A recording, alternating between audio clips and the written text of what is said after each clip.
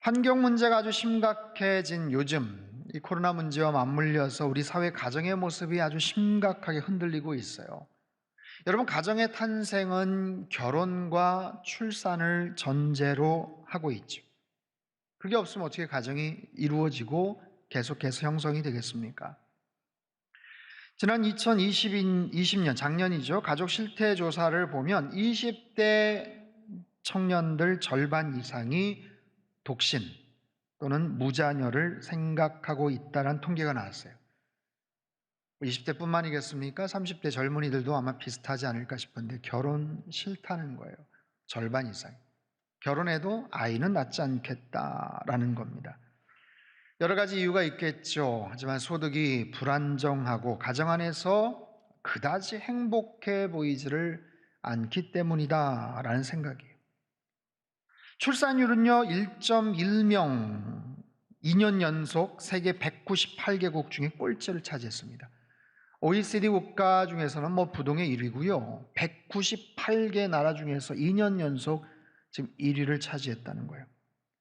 최근에 이혼율이 다시 늘었고 특별히 60세 이상 여성의 황혼 이혼 건수가 10년 사이에 3배 이상으로 급증했다고 합니다. 가정 안에서 자녀들에 대한 아동 학대는요, 보건복지부 자료에 의하면 지난해만 3만 900억 건을 발생을 했어요. 아동 학대로 인해서 사망한 어린이들만 43명이라고 합니다. 아동 학대의 87%가 가정에서 대부분 친부모에 의해서 벌어지고 있다고 하죠. 가정에 대한 별다른 기대도 없어졌고 있다고 하더라도 그 가정 안에서 많은 상처와 아픔과 쓰라린 경험들을 갖고 살아가는 시대입니다. 그러다 보니 가정하면 부정적인 생각, 회의적인 그런 마음, 생각들이 팽배해 있게 되었어요. 가족들과 함께 살아가는 것이 점점 더 참 힘들고 복잡한 일이 되어지고 있습니다. 아무리 신앙이 좋고 믿음이 좋은 가정이라고 하더라도 갈등이 생기고 문제가 발생합니다. 부부간에도 사소한 일로 갈등이 생기고 자녀를 두신 부모님들, 또 어린 손주들을 데리고 계신 어르신들, 아이들과 소통하는 것이 참 쉽지가 않아요. 그렇죠? 어린아이들 기분 맞춰주고 참 눈치를 보면서 뭔가 살아가는 참 쉽지 않은 그런 환경입니다. 참 신기하죠? 여러분, 세상에서 가장 사랑한 사람이라고 생각이 들고 확신이 들어서 결혼을 했어요. 남녀 간의 만남이라는 게 그렇지 않습니까? 무슨 이조시대, 조선시대도 아니고 내가 원치도 않는 사람과 어쩔 수 없이 정략적인 가족 간에 약속이 돼 있어서 얼굴도 못 보고 그렇게 결혼하고 그런 시대가 아니잖아요. 내가 결정을 하고 내가 주체적으로 선택을 해서 한 결혼이고 그런 배우자예요. 그런데 그런 사랑하는 사람들과 서로 상처를 주고받습니다. 아이들은 어떻습니까? 너무너무 사랑하는 우리 아이들, 10달 동안 고생해서 낳은 아기입니다.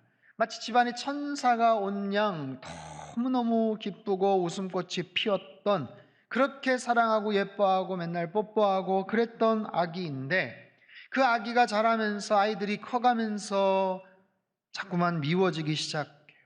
사춘기가 되면서 아이들과 갈등이 있고 아픔이 생겨요.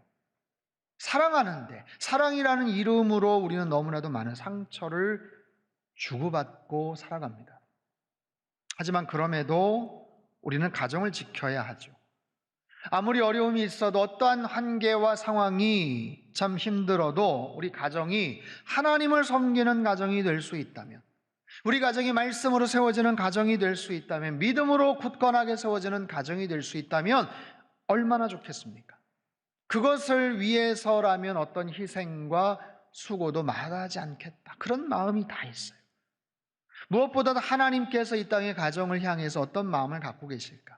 우리도 안타까워하는 마음들이 있고 우리도 정말 잘 되기를 바라는 그런 소망이 있는 것처럼 하나님께서는 이 땅의 그 아파하는 가정들, 가정 안에서 벌어지는 수많은 정말 속상하고 안타깝고 기가 막힌 그런 사연들, 이야기들을 접하실 때 하나님은 어떤 마음이실까? 하나님은 그 가정에 어떤 기대와 소망을 갖고 계실까?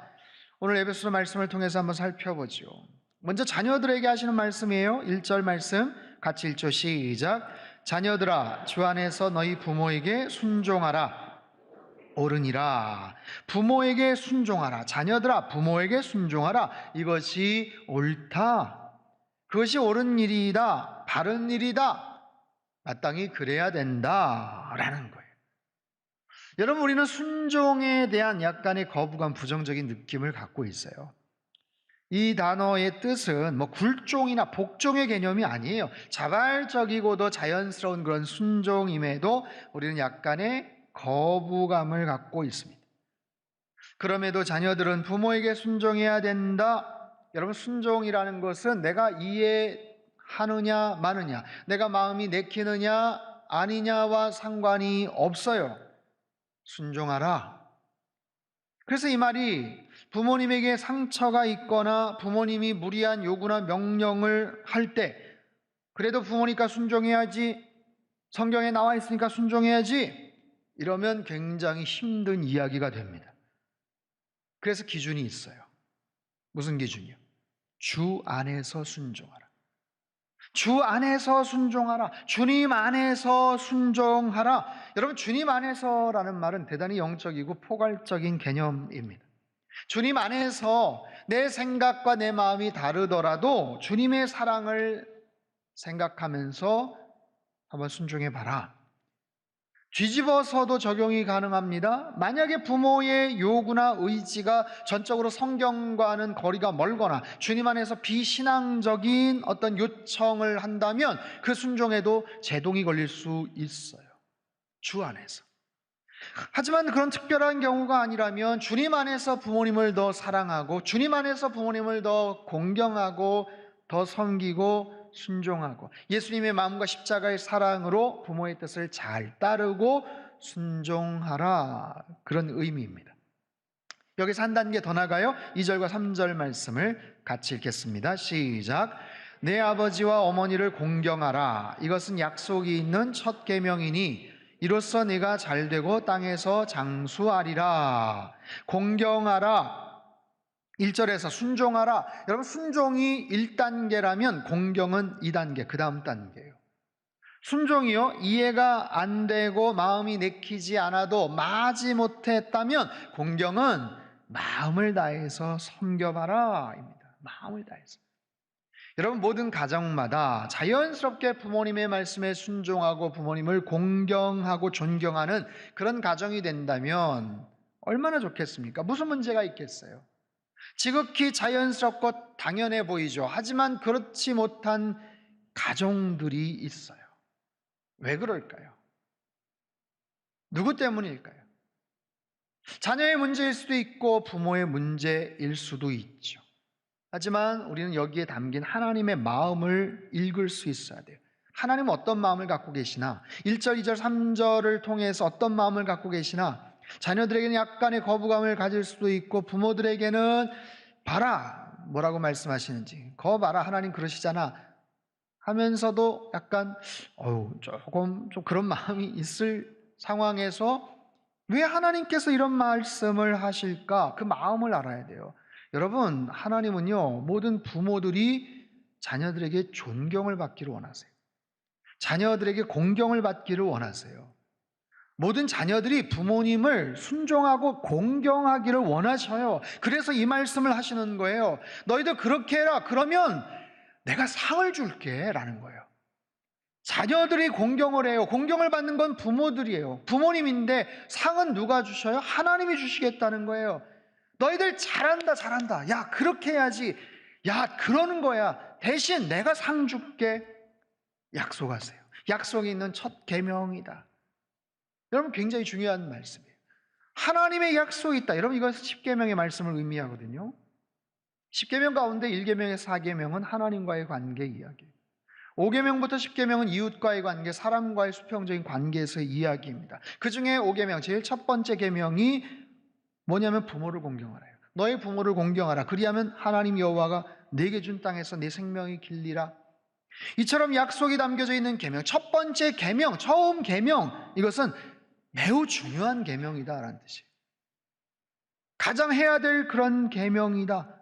어떠하든지 부모님들이 자녀들에게 공경을 받으면서 살기를 하나님은 대단히 원하신다라는 거예요.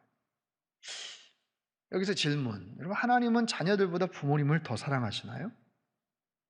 엉뚱한 질문이긴 합니다. 왜 부모님들에게 그렇게 막 초점을 맞춰서 하나님 말씀하실까요? 여러분 보세요. 자녀에게 공경을 받는 부모가 좋을까요? 아니면 그 공경을 통해서 잘되고 장수할 수 있는 하나님의 선물을 받는 자녀들이 더 좋을까요? 이해가 되시죠, 질문이? 누가 더 좋을까요? 여러분, 사실 둘 다 좋은 거예요. 부모님은 자녀에게 공경을 받으니 좋고, 그 결과로 하나님 앞에 자녀들이 잘되고 장수하니까 자녀들도 좋고, 그 모습을 보시는 부모님들은 더 흡족하고 더 행복하고, 여러분 모든 세상의 부모님들이 자녀가 잘되고 건강하게 오래 사는 것, 여러분 그걸 마다할 부모들이 어디 있겠어요? 그러니 결국에는 부모도 잘되고 자녀도 잘되는 거예요. 핵심은 부모와 자녀와의 관계가 행복하기를 원하시는 거예요. 가정 안의 회복에, 사랑의 회복이 되고 질서가 잡히고 권위가 잘 세워지기를 원하신다는 거예요. 여러분, 가정을 세우신 분은 하나님이세요. 가정을 처음 시작해 하신 분이 하나님이십니다. 하나님이 만드셨어요. 만드시고 생각하시고 의도가 있으셨기 때문에 그만큼 애정이 있으신 거예요. 특별한 사랑을 갖고 계셔요. 그리고 이 땅의 가정이 행복해지기를 원하세요. 부모의 생각이 때로 옳지 않을 수 있지만 그럼에도 주님 안에서 너희들 순종해야지. 부모 공경이 때로 하기 싫을 수 있지만 너희들 그렇게 한다면 내가 이 땅에서 잘되고 장수할 수 있도록 내가 축복해 주면 되잖아. 내가 약속할게, 보장할게. 여러분, 잘되고 장수한다라는 것은 이 두 가지는요, 겹쳐져야, 합쳐져야 완벽한 복이 됩니다. 어느 한쪽만 있어도 불완전한 거예요. 잘 되는데, 번성하는데, 한참 잘 나가는데 오래 살지를 못한다면 얼마나 안타깝겠어요. 올해는 사는데 계속해서 어려움이 있다면 얼마나 그것도 힘들겠어요. 이 두 가지가 같이 겸비가 되는 거예요. 잘 되면서도 오래오래 사는 것, 이건 최고의 축복이죠. 사랑하는 성도 여러분, 하나님께서는 우리 가정이 정말 잘 되기를 원하세요. 부모와 자녀와의 관계가 정말 행복해지기를 원하세요. 부모님은 우리들에게 육체적인 생명을 주셨어요. 감사해야죠. 하나님께서 우리 영적인 생명을 주셨듯이 부모님들을 통해서 우리들은 이 땅에 태어났어요. 그래서 하나님께서는 부모님을 향한 자녀들의 순종을 귀하게 여기세요. 자녀들의 공경하는 모습을 귀하게 여기세요. 그래서 잘되고 장수할 것이다 라는 축복을 하나님께서 약속해 주세요. 보장해 주세요. 그 모습으로 인해서 부모나 자녀나 모든 가정이 더욱더 행복한 가정이 다 되시기를 주님의 이름으로 축복합니다. 두 번째는요, 부모들에게 하시는 말씀이에요. 4절 말씀 같이 한번 읽죠. 시작. 또 아비들아, 너희 자녀를 노엽게 하지 말고 오직 주의 교훈과 훈계로 양육하라. 아비들아, 여기는 어머니를 포함한 의미입니다. 어버이라고 보시면 돼요. 너희 자녀를 노엽게 하지 말라. 노엽게 하지 말라. 공동 번역은 상처를 입히지 말라라는 거예요. 아이들에게 상처를 입히지 말라. 아이들이 어리다고, 부모라고 함부로 대하지 마라. 상처를 입히지 말라. 아이들을 학대하거나 인격적으로 무시하는 비난이나 책망이나 낙담케 하는 모든 것들을 지칭하는 그런 단어입니다. 이 자리에 계신 여러분, 예배를 드리시는 분들, 영상으로 예배를 드리시는 모든 분들, 누군가의 부모이기도 하고 누군가의 자녀이기도 하겠죠. 여러분 각자의 상황은 다 다르겠지만 제가 한번 질문을 드려볼게요. 여러분 혹시 지금까지 부모님에게 받은 상처가 많았습니까? 상처가 있었습니까? 혹시 부모로서 자녀들에게 혹시 끼친 상처는 없었습니까? 부모에게 받은 상처는 기억을 하는데 내가 자녀들에게 끼친 상처가 혹시 있었느냐, 기억하시느냐라는 거예요. 아니면 내가 자녀된 입장에서 부모님을 그렇게 속썩이고 가슴 아프게 했던 적은 혹시 없었습니까? 여러분 따지고 보면 굉장히 복잡합니다. 우리 다 비슷비슷해요. 가족끼리도 수많은 상처를 주고받더라고요. 하지만 부모 자식 관계에도 룰이 있어요. 지켜야 될 예의가 있어요. 규칙이 있다라는 거죠. 서로 지켜야 될 것들이 있어요. 그럼에도 부모라는 자격으로 자녀들을 함부로 대하거나 아이들이 아직 어리다는 이유로 상처를 입히는 일들이 참 많죠. 반대로 엄마니까 함부로 하고 아빠니까 괜찮아 하면서 함부로 속을 썩였던 그런 자녀들, 그런 모습도 있어요. 아무리 부부지간이고 부모 자녀와의 관계에도 가족이기 때문에 더 상처를 주고받고 힘들게 할 수가 있어요. 그래서 우리 가정 안에는 중재자가 필요합니다. 중재자, 성령 하나님, 예수님께서 계셔야 돼요. 우리 가정에는 기준이 필요해. 특별한 기준, 바로 하나님의 말씀이죠. 어떻게 아이들을 키워야 될지, 어떻게 부모님을 섬겨야 될지 지혜가 필요합니다. 하나님의 지혜. 자녀들은 부모님께 순종하고 공경하면 되고, 부모들은 자녀들을 주의 교양과 훈계로 양육하라. 교양과 훈계로 양육하라. 비슷해 보이는 말이에요. 하지만 교양은 훈련과 징계와 잘못된 것을 교정한다라는 의미. 훈계는요, 말을 통해서, 이성적인 접근을 통해서 설득을 시킨다는 의미. 교양은 행위적인 책벌을 통한 훈련이고, 훈계는 말을 통해 자녀를 가르치는 거예요. 어떤 말? 하나님의 말씀. 부모가 똑똑하고 지식이 많고 세상적으로 잘 나가고 그래서 세속적인 가치관이나 틀이나 세상의 지식을 주입하고 가르치는 게 아니라 주님의 말씀을 통해서 어린 자녀들을 훈련시키고 양육할 수 있는 것. 그래서 그들의 삐뚤어진 행실들을 성경적인 가치관에 근거해서 똑바로 바로잡는 것. 그것이 행복한 가정의 아름다운 모습이고 믿음의 가정을 세우는 비결이에요. 자, 여기까지 좋습니다. 여러분, 이 말씀을 어떻게 적용해 볼 수 있을까요? 이 말씀은 너무 잘하는 말씀이에요. 문제는 적용이죠. 어떻게 하면 이 말씀을 우리 가정에 직접적으로 적용을 시킬 수 있을까요? 믿음의 가정이 되고 정말 하나님이 기뻐하시는 가정이 될 수 있을까요? 오늘부터 추석 때부터 블레싱 패밀리를 시작하려고 합니다. 말씀을 드렸죠. 이것이 무엇이고 왜 하게 되었는가? 여러분, 교회에서 온라인 사역이나 프로그램들 열심히 준비하지만 한계가 있어요. 아무리 교회에서 시스템을 잘 갖춰놔도 방송국을 따라갈 수가 없어요. 아무리 대단한 프로그램을 제작해도 인기 유튜버를 따라갈 수가 없어요. 교회 학교나 교회 시스템 한계가 있습니다. 여러분, 코로나 시대예요. 끝날지 분명히 끝나겠죠. 하지만 위드 코로나 시대가 되고 포스트 코로나 시대가 되고 더 온라인 사역이나 이런 것들이 더 확장이 되긴 할 텐데, 그럼에도 불구하고 그것만 계속 따라갈 수는 없어요. 중요한 거는 가정입니다. 가정이에요. 그래서 모든 교회마다 어떻게 하면 가정 안에 예배를 정착시키고 어떻게 하면 가정 안에서의 모임을 활발히 할 수 있을까 대단히 노력을 많이 하고 각 교회마다 엄청난 고민들을 합니다. 책도 발간하고 방송 프로그램들을 만들어요. 그런데 정착시키기가 참 어렵습니다. 참 어려워요. 1년 내내 이렇게 뭔가를 해도 이게 참 쉽지가 않아요. 왜 그럴까? 가족이기 때문에 그래요. 가족 모임이니까 쉽게 될 거라고 생각을 하는데 전혀 반대입니다. 가족 모임이기 때문에 훨씬 더 어렵습니다. 가족 모임이라 훨씬 더 서로 허물이 없기 때문에 힘들어요, 정착하기. 마치 부부간의 운전을 가르쳐 주거나 고등학교, 대학교 다니는 언니나 형아가 초등학생, 동생 가르쳐 주는 것, 어려운 것과 마찬가지. 그래서 고민 끝에 이런 프로그램을 만들었고 매주마다 새로운 미션과 주제를 드릴 거예요. 가정 예배, 아이들이 부담을 느낄 수 있어요. 남편이 꺼려할 수 있어요. 그럼 가정 예배라는 말도 안 쓰셔도 됩니다. 여러분, 반드시 시작할 때 사도신경 안 하셔도 돼요. 그저 우리 가벼운 티타임 한번 할까?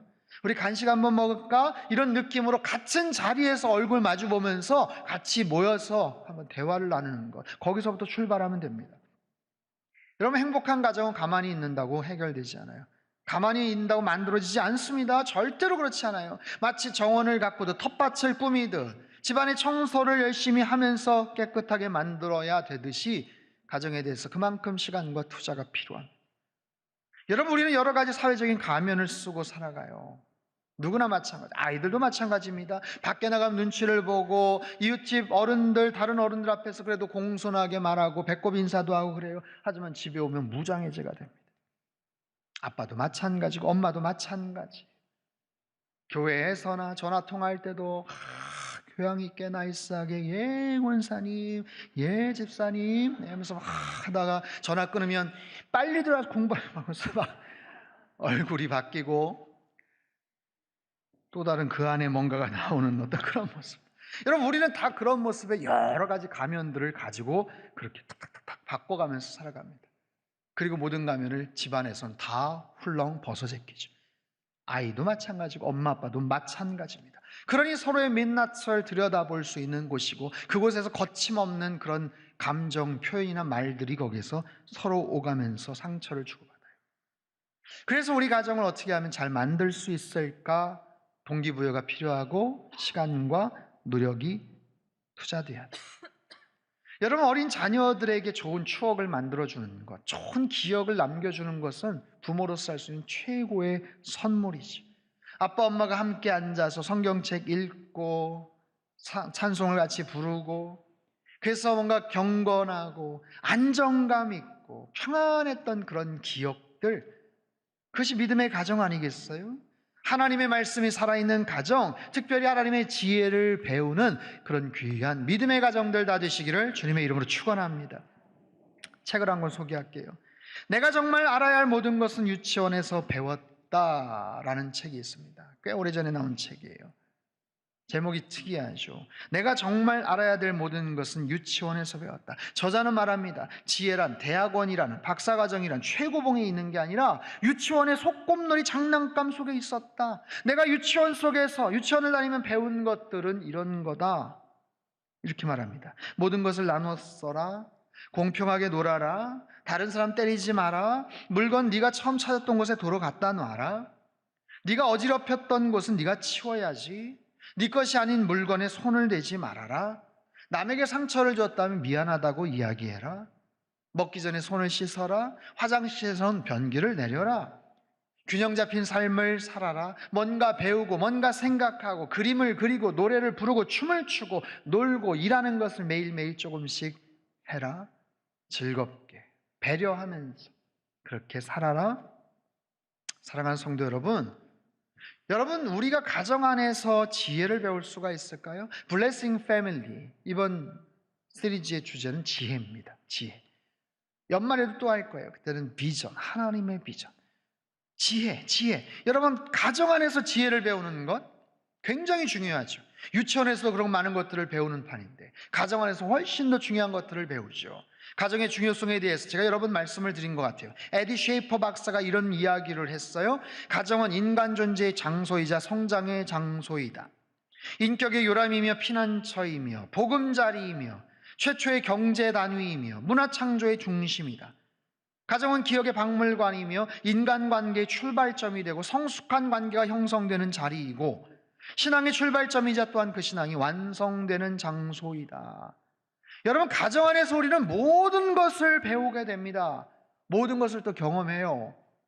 때로는 아픔과 상처도, 눈물도, 부모님의 따뜻한 사랑도, 가족 간의 신뢰도, 평안함도, 기쁨도, 행복도, 때로는 속상함도, 부당함도, 형제들끼리 싸우다가 공정하지 못한 그런 모습들, 그래서 눈물 돌리고 외로움이 무엇인지도 경험을 하죠. 자라면서 책임감이 무엇인지, 사명감이 무엇인지, 가족을 향한 깊은 애정과 정말 신뢰하는 것, 특별히 말하는 방법들, 아빠 엄마가 어떻게 말을 하시나, 대화하는 그런 방법들, 타인을 배려하는 태도들, 아빠 엄마가 어떻게 결정을 하시나, 중요한 일들을 어떻게 선택을 하시나, 시간 관리를 어떻게 하시나, 인생의 우선순위는 어떻게 정하시나, 하나님에 대해서는 어떤 마음을 갖고 계시고, 사람들을 어떻게 생각하시고, 우리 부모님은 참 겸손하신 분이셨나, 아니면 거만하신 분이셨나, 말을 함부로 하시는 분이셨나, 예의를 갖춰서 얘기를 하시는 그런 자상한 분이셨나, 돈에 대해서 여러 가지 그런 부분들에 대해서 자녀들이 배우는 거예요. 그 속에서 하나님의 지혜를 배우는 거예요. 하나님의 말씀을 통해서 하나님을 경외한다는 것이 무엇인지, 나의 신분이, 나의 영적 정체성이 무엇인지, 이 땅에서 무엇을 하며 살아가야 되는지도 알게 되죠. 사랑하는 성도 여러분, 오늘 주신 말씀 잘 기억하십시오. 자녀들은 부모에게 순종하고 공경하는 자녀들 되시고, 부모님들은 주의 교양과 훈계로 자녀들을 양육하시길 바랍니다. 그래서 믿음의 가정을 잘 세워가시고 하나님의 지혜를 배우는 모든 가정들 다 되시기를 주님의 이름으로 축복합니다. 8주간의 블레싱 패밀리 사역을 통해서, 프로그램을 통해서 모든 가정들이 다시 하나님 앞에 모이고 말씀 앞에 모이고 하나님을 예배하는 귀하고 복된 믿음의 가정 다 되시기를 주님의 이름으로 축원합니다.